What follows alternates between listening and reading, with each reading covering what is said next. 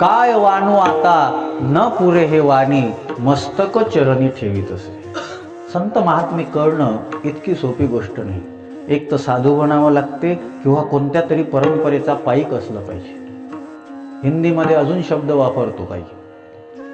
संतांना का ओळखता येत नाही.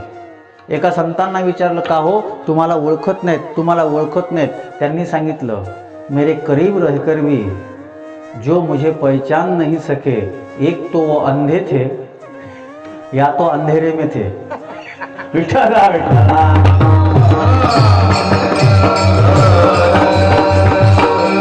एक तर आंधळे होते, नाही तर मग त्यांना अंधारात ठेवलं होतं.